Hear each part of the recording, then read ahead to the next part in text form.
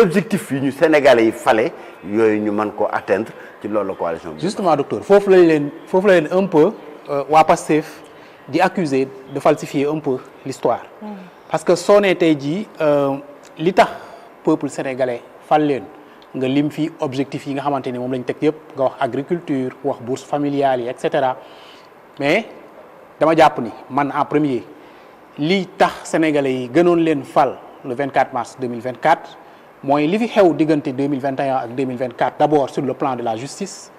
ñu lijjanti ko d'abord ñu def ay enquêtes jël dossiers yi nga xamante ni nit ñi nga xamante ni dañoo faat seen i bakkan ñii ñu gaañ leen ñii ñu yàq seen liggéey ñii ñu jàpp leen tëj leen ci loo xamante ni du dëgg du yoon ñu lijjanti dossier judiciaire yooyu ba pare def la reddition des comptes et je pense que loolu bokk na ci li sénégalais yi taxoon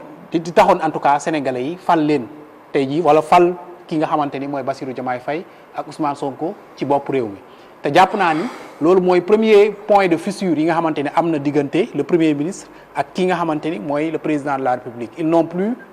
cette vision là des dossiers judiciaires ou de la reddition des comptes et tey jii soo bokkee coalition Diomaye président nga ñëw teggi li nga xamante ni tey jii mooy les dossiers judiciaires teggi la reddition des comptes ñëw jubal directement sur les objectifs économiques yi nga xamante ni tey jii moom mooy ñëw après day dëggal li waa Pastef di wax ni président bokkutul tey jii gis-gis ak Ousmane Sonko ci lii nga xamante ni tey jii mooy les dossiers judiciaires. Alors je suis d'accord avec toi je suis pas d'accord avec toi benn bi mooy les dossiers judiciaires la reddition des comptes mënoo ko teg au-dessus des autres urgences du peuple sénégalais. Je suis de ceux qui pensent que la lumière doit être faite sur les 83 morts man ba ñuy xeex pour nañ def loi d'amnistie bokk naa ci noo xeex loi d'amnistie bu mu am marche yëpp bokk naa ci fu ñu gazé ñooñu gazé nañ ma je suis de ceux te fii laa ko défendre la loi d'amnistie amul sa raison d'être et fondamentalement li nga xam ne tey la lumière totale mënuñu ko def sur les meurtres de 2021 à 2024 c'est cette loi d'amnistie. Ah non loolu conseil man dama jàpp ni dañ ko fee war a jëlee. Non conseil constitutionnel dim na loolu docteur. Conseil constitutionnel dans sa dernière décision wax na ni les tortures et les meurtres bokkul ci li nga xamante ne tey ji mooy champ d'application loi d'amnistie. C'est un aspect de ces violences. So un aspect bu ñu nee dañ nañ def dëgg duñu nañ def dëgg ci meurtre bi nañ bàyyi duñ def dëgg ci li ci des on doit avoir la lumière totale sur tous les événements qui se sont passés de 2021 à 2024 moi c'est ça ma conviction dama gëm ni loi boobu c'est une loi boo xam ne dañ ko fi war a jële et jële fi tous ses effets les enquêtes avaient démarré il faut donner au procureur il faut donner à la justice les moyens que ñu mën a def toute la lumière. kan moo leen war a jox toute la lumière c'est le gouvernement. Ah c'est le président de la République. C'est le gouvernement. Non c'est le président de la République. Et le président de la République. Voilà ça c'est une chose. Ah. Donc moi je suis de ceux qui pensent que la lumière doit être faite que balaa ñuy wax la paix on doit avoir la justice en même temps. Ouais. Ça je suis totalement en phase avec ces positions moom la yàgg a wax. mais daf may yéen ko non absolument mosoo dégg waa Diomaye président wax ni dañoo war a muur mbalaan li fi xewoon 2021 2024 les meurtres les crimes et cetera mosuñu ko wax te mosoo gis Diomaye président wax ko du président Diomaye du Aminata Touré du Cheikh Dieng du aucun membre de la coalition Diomaye mosoo ko dégg. waaw du wax donc loolu mënut a nekk un point de rupture entre Pastef et Diomaye président c'est pas vrai. Ah c'est ce que le président. C'est pas vrai. Ah c'est que le président a dit. Diomaye président est pour la lumière totale maintenant man Cheikh Dieng coalition Diomaye président on n'est pas pour une chasse aux sorcières justice dafay tegu ci yoon. Justice dafay tegu ci temps justice dañ koy libérer jox ko les moyens que mu mën a def liggéeyam j'étais contre. Aujourd'hui, je suis encore contre une justice boo xam ni c'est le premier ministre ou c'est le président qui lui dit ce qu'il faut faire. Arrêtez le diw ñu arrêté ko. Moi, j'en ai été victime. C'est-à-dire que li may wax ni Macky Sall daf ma ci tëj tëjaan ma ci ñu arrêté ma. Parce que j'étais une victime d'une justice commanditée par le pouvoir exécutif. Na ma ko bañaloon Macky Sall tey noonu laa koy bañalee Bassirou Diomaye Faye. On ne peut pas avoir une justice pour faire plaisir aux réseaux sociaux. On ne peut pas avoir une justice pour faire plaisir à des partisans.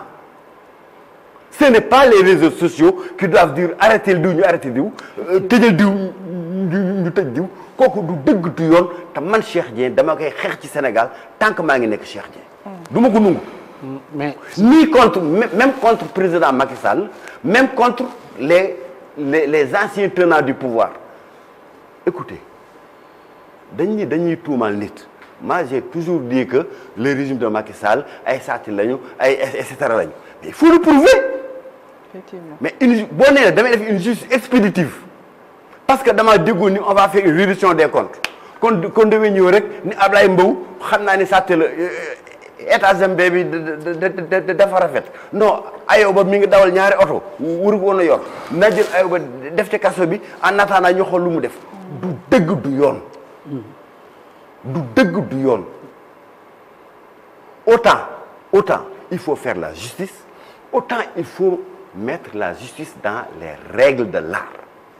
Et c'est ça qui fera la crédibilité de suba kuñ mën a arrêter. Donc li nga wax nii je suis absolument contre, je suis absolument pas d'accord que ni cette question de la justice, cette question de la réduction des comptes dafa nekk un point de divergence entre le président Bassirou Diomaye Faye ak le premier ministre Ousmane Sonko. C'est pas vrai. Parce que au niveau de la coalition Diomaye yooyu li nga wax nii ñun loolu la ñu gëm. dañoo gëm ni dañoo war def réduction des comptes dañoo gëm ni la justice doit être faite lu ci nekk dañ ko war a def dans le cadre d'une justice transparente d'une justice indépendante mais non pas pour à travers une justice boo xam ni le président wala le premier ministre moo ko naan tëjal ma kii tëjal ma kii defal mi ci kaso bi et cetera. Kooku du justice kooku c'est de la vindicte et loolu c'est dicté par les réseaux sociaux te loolu dafee war a deñ. Ayoba tëjee ko Ayoba tëjee bu soobee ñu arrêté Ayoba loolu daa war a jeex Sénégal. Et les procureurs qui le font mais ils doivent être mis devant leurs responsabilités du dëgg du yoon. alors man dafa am foo xam ne rek xawma ci ànd ak docteur. te damay rebondir ci question xooxaan bi xam nga aujourd'hui da nga expliquer affaire boo xam ne da nga ci wax rek jàll ne. mais foofu dafa war a taxaw parce que fa la lépp tàmbalee. C'est ça. ànd ngeen ci coalition Diomaye président. et dama kontaan bi nga reconnaître njàmbaaru Pastef ci xeex boobu wane ne moo nekkoon locomotive bi. ça je suis parfaitement d'accord ak yow parce que nit ki moom la mu am da ko koy delloo. ngeen ànd dem yàlla may leen ndam ngeen ñëw législative bi. woo leen ne leen Pastef laay demee c'était un signal fort moment boobu am na lu xew fa la tàmbali mais da ngeen bàyyi mu jàll parce que da ngeen ne amul problème mais ñun nañ continuer liñ doon liggéey ñu liggéey ko mais foofu leeroon na nañ que ànd ngeen fal ngeen leen mais maintenant ñoom Pastef ñoo war a dem foofu la leeree ngeen bàyyi mu jàll. alors ba ñu yegg si fii ñu toll tey jii ki posé la benn question ne la ndax yéen dox ngeen ci jéego pour ñoom ñaar parce que un président et un premier ministre bu ñu defee nii liggéey mënta nekk dafay metti wa ilaa fu liggéey di nekkee mooy président di jàllale lépp ci kawam bañ koo faale def liggéey bi loolu rek la mën na ne te boobaa tegootul ca fa mu war a teg